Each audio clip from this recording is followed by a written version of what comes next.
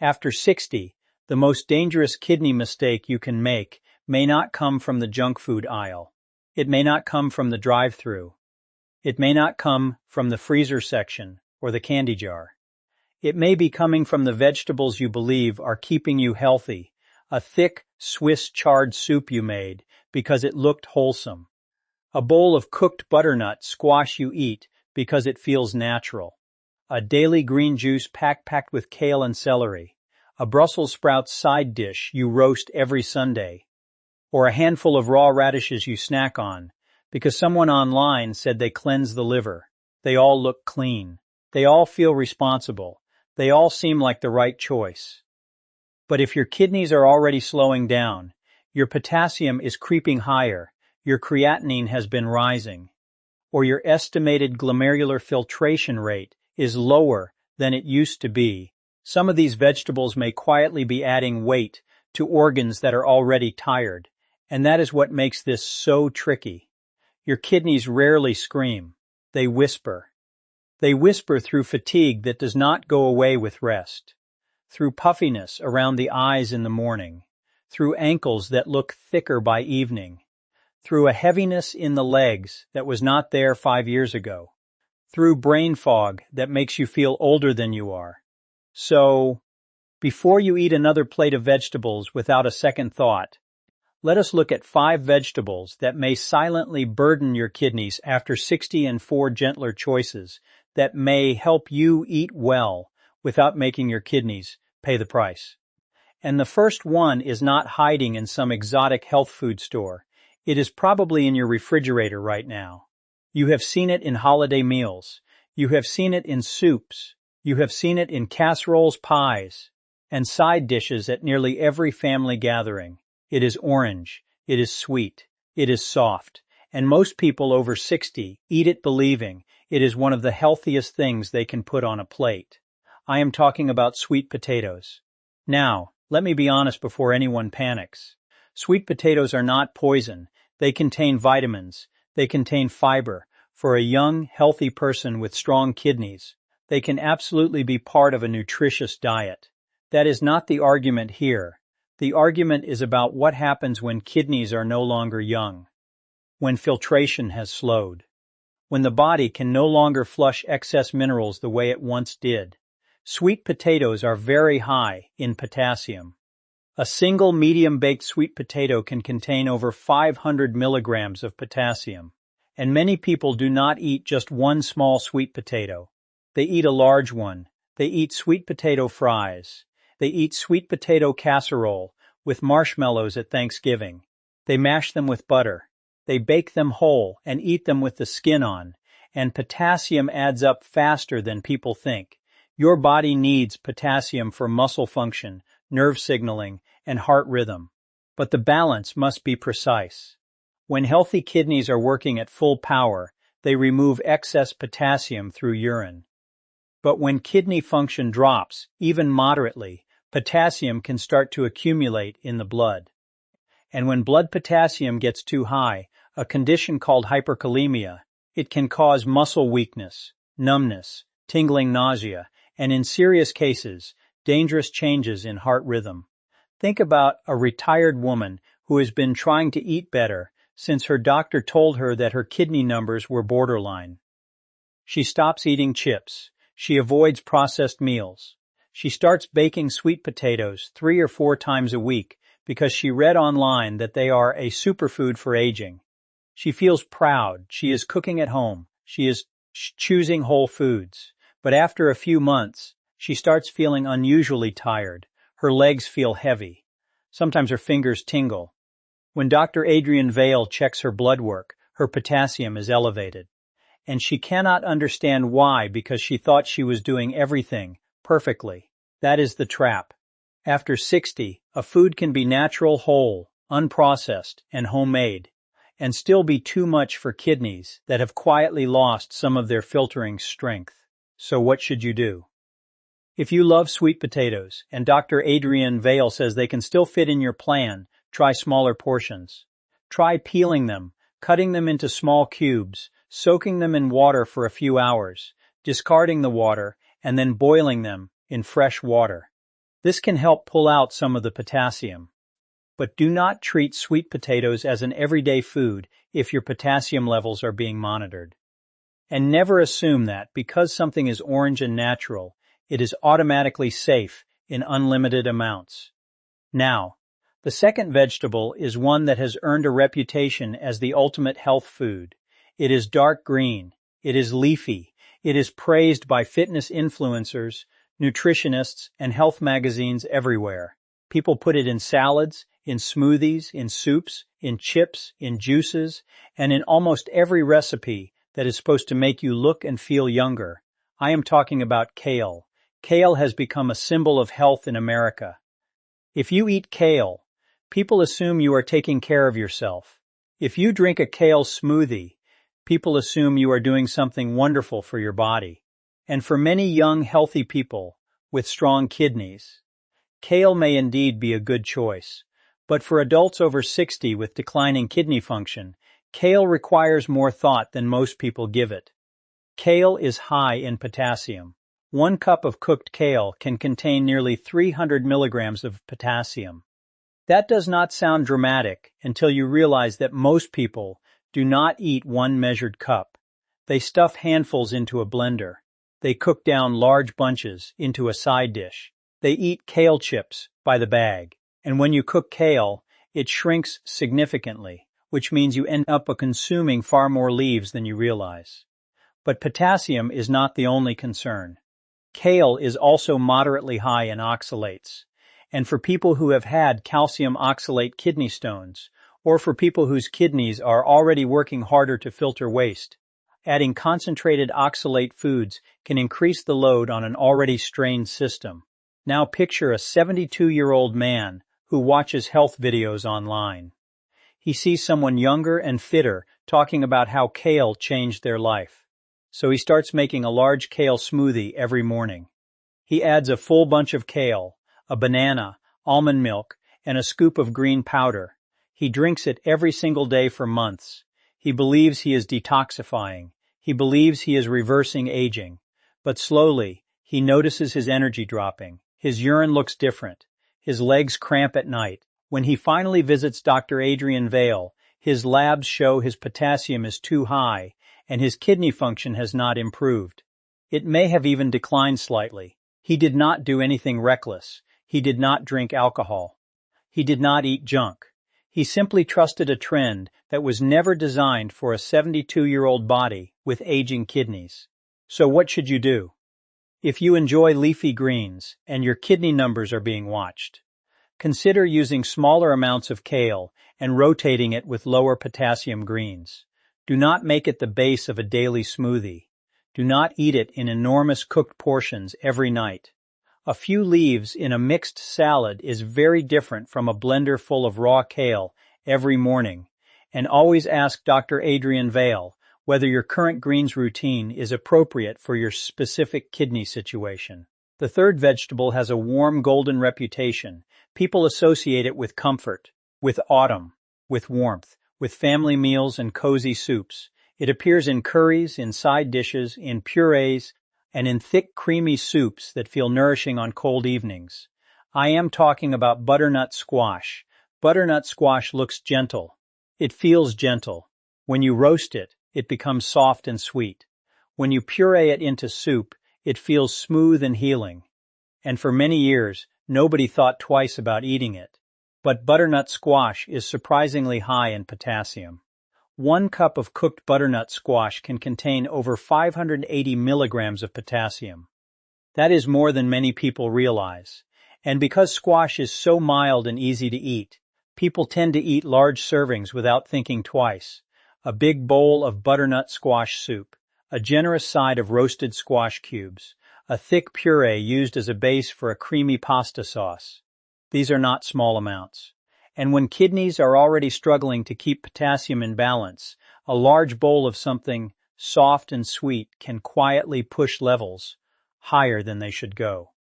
Think about a couple in their late 60s who love to cook together. Every fall and winter, they make butternut squash soup from scratch. They roast 2 or 3 large squashes at a time. They blend it all smooth with broth and cream. They eat it smooth with broth and cream. They eat it for dinner, then again for lunch the next day. It tastes wonderful. It feels homemade and nourishing. But one of them has stage 3 kidney disease. And nobody told them that their favorite cozy soup might be giving the kidneys more potassium than they can comfortably clear. That is the hidden problem with comfort food. It does not feel dangerous. It does not taste dangerous.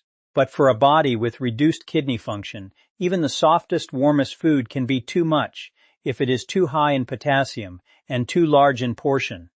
So what should you do? You do not need to say goodbye to squash forever. But if your kidneys are being monitored, keep portions small. Do not eat squash soup as your entire meal. Do not combine it with other high potassium foods like sweet potatoes or bananas in the same sitting. And consider replacing some of the squash in your soup with cauliflower, which gives you a similar smooth, creamy texture, but with much less potassium. That one swap alone can make a real difference without ruining the meal. The fourth vegetable is dark, leafy, and often hiding inside dishes where you do not even notice it. It appears in quiches, in pasta, in creamy dips, in soups, and in casseroles. It is considered sophisticated. It is considered European. It is considered elegant. And many older adults eat it because they believe it is gentler than spinach. I am talking about Swiss chard. Swiss chard has those beautiful red and yellow stems. It looks like art on a plate. And people often assume that because it is less popular than spinach, it must somehow be lighter or safer. But Swiss chard is high in both potassium and oxalates. In fact, its oxalate content can be very significant, especially when it is cooked down into concentrated dishes. 1 cup of cooked Swiss chard can contain over 900 milligrams of potassium. That is an enormous amount for someone whose kidneys are already working at reduced capacity. And when you cook chard, it wilts dramatically. So what looks like a modest serving on the plate may actually represent a very large amount of raw leaves. Imagine a 65-year-old woman who has been told by Dr. Adrian Vale that her spinach intake should be reduced kidney stones. So she switches to Swiss chard, thinking it is a safer alternative. She adds it to her soups. She sautés it with garlic and olive oil. She uses it instead of spinach in her omelets. But nobody told her that Swiss chard can be just as high, or even higher, in oxalates and potassium as the spinach she was trying to avoid. This is where assumptions become dangerous. Switching from one high oxalate green to another high oxalate green is not progress. It is just changing the name of the problem. So what should you do? If you have kidney concerns, kidney stones, or elevated potassium, do not assume that Swiss chard is a safe alternative to spinach. Treat it with the same caution. Use small amounts if your doctor allows it. Do not cook large bunches into concentrated dishes. And if you need a leafy green that is lower in both potassium and oxalates, there are better options, which we will talk about shortly. Now, the fifth vegetable is perhaps the most unexpected of all. It is small. It is round. It is usually red or pink. People see it as innocent, crunchy, and refreshing. It shows up in salads, on veggie trays, in sandwiches, and as a garnish that most people barely think about. I am talking about raw beets, small whole beets, pickled beets, beet salads, and especially beet juice. Now we already know that beet juice is concentrated and high in potassium and oxalates. But what many people do not realize is that even whole cooked beets, when eaten frequently or in large portions, can contribute significant amounts of potassium and oxalates to the diet. 1 cup of cooked beets contains about 518 milligrams of potassium, and the oxalate content of beets is among the highest of any common vegetable. For someone prone to calcium oxalate kidney stones, regular beet consumption can increase the risk of stone formation. For someone with reduced kidney function, the potassium load can accumulate over time. And here is the part that catches so many people. Beets are marketed heavily as a heart health food. They are promoted for blood pressure. They are promoted for circulation. They are promoted for athletic performance. So older adults with high blood pressure see these claims and think, this is exactly what I need. They begin eating beets daily. They drink beet juice every morning. They add beet powder to their water. They believe they are helping their heart, but the heart and the kidneys are connected. What helps one can sometimes burden the other.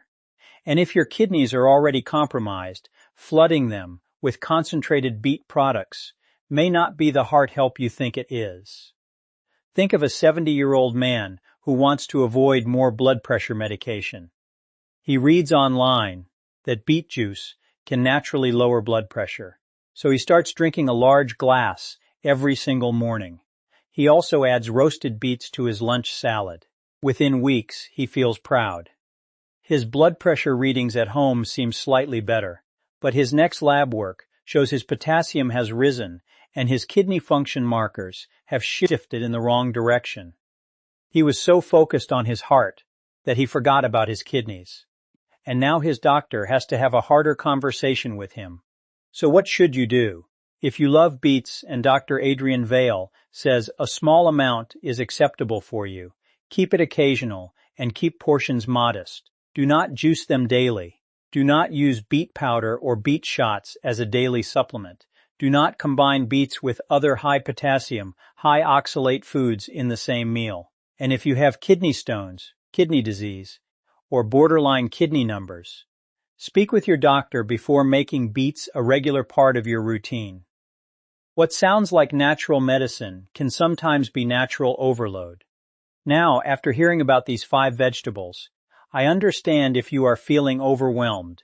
You might be thinking, what on earth am I supposed to eat? Everything healthy seems to be on the wrong list. I hear you, and that frustration is completely valid. Nobody should feel like eating well means eating nothing. Nobody should feel punished for trying to be healthy. The goal here is not to take food away from you. The goal is to show you that smarter swaps exist. Gentler choices exist. Foods that nourish you without making your kidneys pay a heavy price. And they are simpler than you might think. The first better choice is cauliflower. Cauliflower does not get the attention it deserves. It is not trendy. It is not glamorous. Nobody posts about it on social media with excitement. But for kidney-friendly eating after 60, cauliflower is one of the most practical and versatile vegetables you can keep in your kitchen. It is significantly lower in potassium than sweet potatoes, regular potatoes, and butternut squash. It is low in phosphorus. It is low in sodium, and it can be transformed into almost anything. You can mash it like potatoes. You can roast it until golden. You can rice it and use it as a base for stir fries. You can blend it into creamy soups. You can add it to casseroles. You can bake it with a little olive oil, pepper, and herbs until it becomes tender and slightly caramelized. If you used to eat mashed potatoes or sweet potato puree every night, try replacing even half of that portion with mashed cauliflower. Steam it until very soft. Mash it with a fork or blend it until smooth. Add a small amount of olive oil, a clove of garlic, a pinch of pepper, and some fresh parsley. It becomes creamy, it becomes warm, it becomes satisfying, and it does not send a wave of potassium into blood that your kidneys cannot easily clear.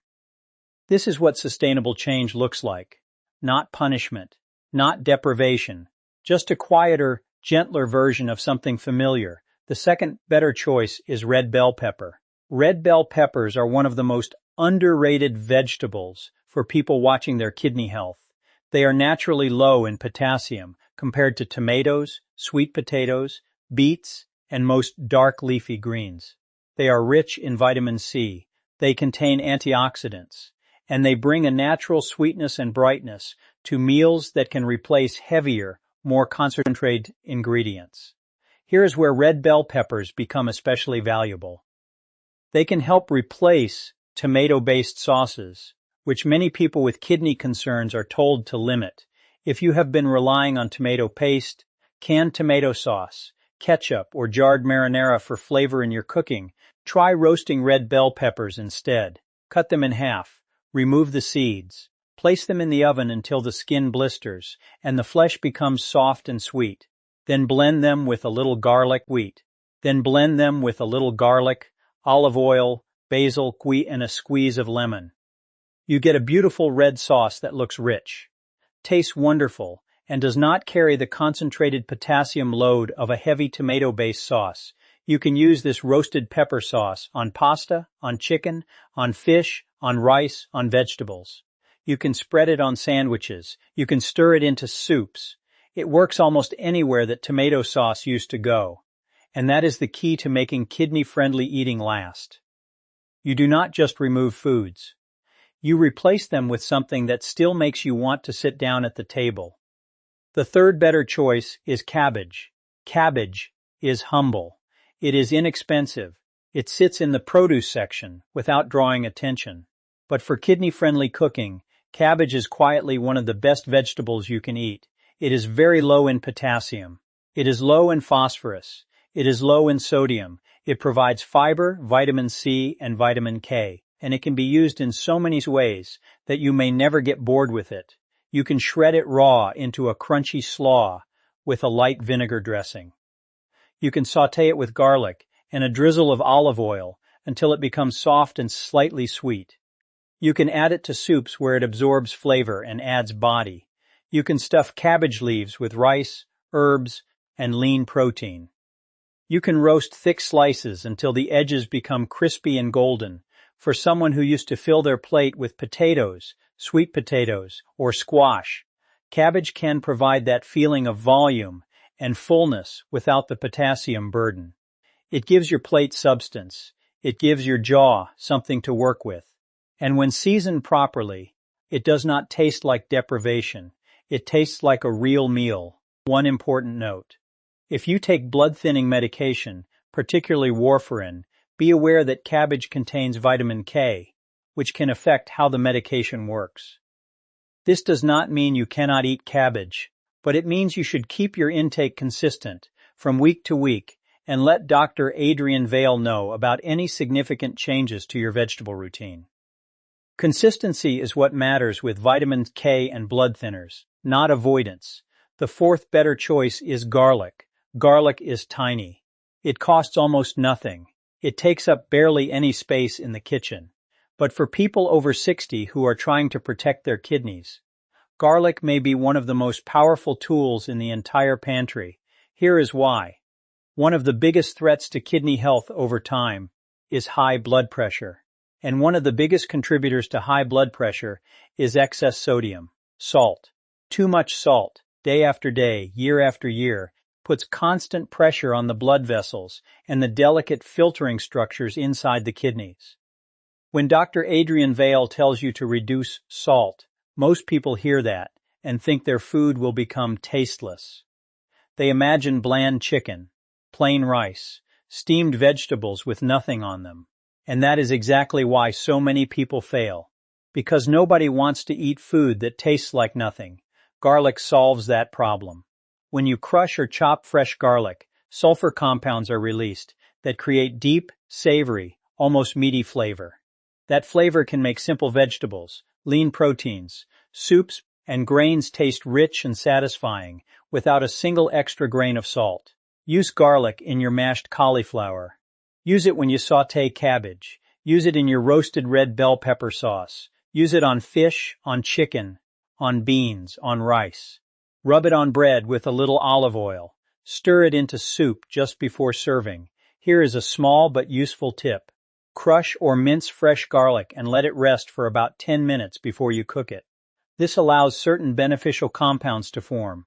Then cook it gently over moderate heat. Do not burn it black, because burned garlic turns bitter and harsh. Keep it golden and fragrant. And remember, garlic is not medicine. It does not replace your prescriptions. It does not cure kidney disease. But it helps you eat less salt while still enjoying your food. And over months and years, that reduced salt intake can help take pressure off your blood vessels, your heart, and your kidneys. That is real, practical, everyday protection. Now, let me bring this all together.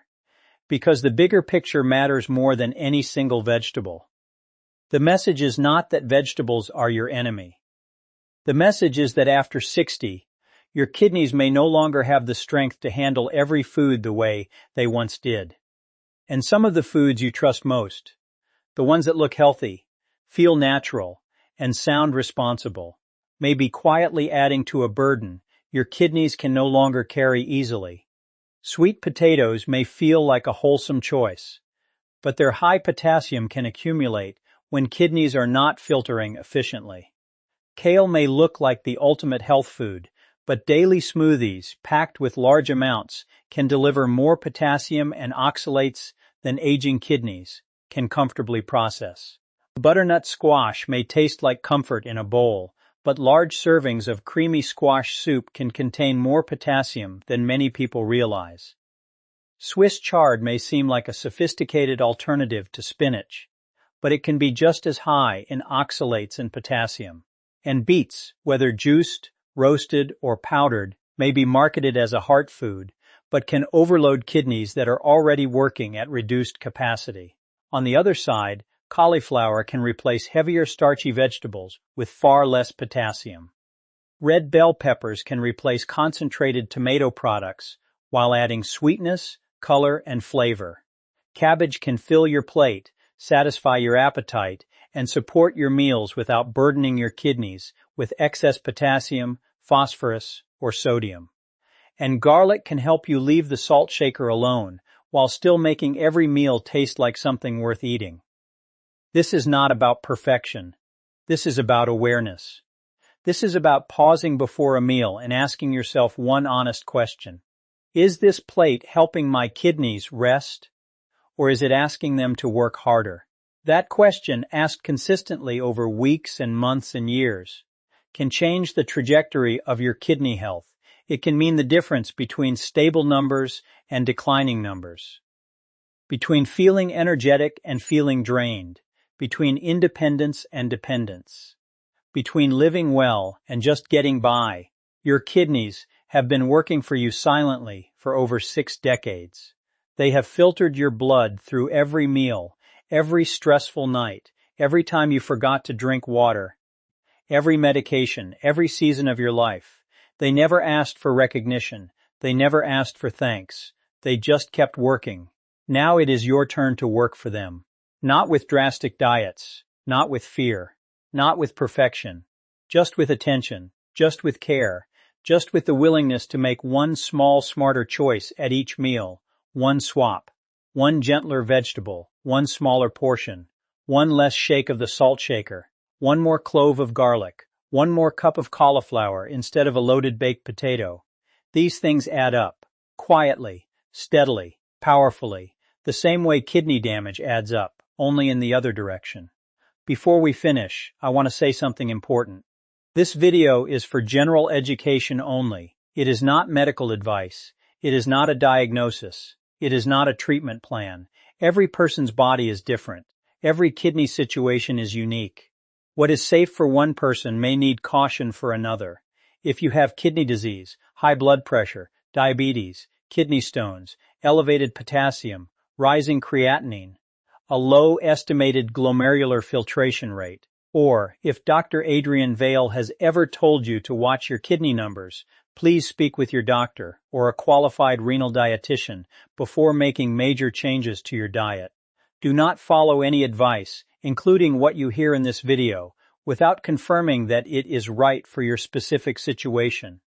Taking care of yourself does not mean following trends blindly. It means asking better questions. It means listening to your body. It means partnering with professionals who understand your history. If this video helped you understand your kidneys a little better today, please like it. Share it with someone over 60 who might need to hear this. And subscribe for more simple, practical, and easy-to-follow food guidance that respects your age, your body, and your desire to stay healthy, strong, and independent for years to come. And remember this. Getting older does not mean your body has given up. Your body can still adapt. It can still respond. It can still heal. It can still benefit from better choices made today. You do not need to change everything overnight. You just need to begin. One meal, one vegetable, One kinder decision for the organs that have carried you this far. The choice is still yours, and it always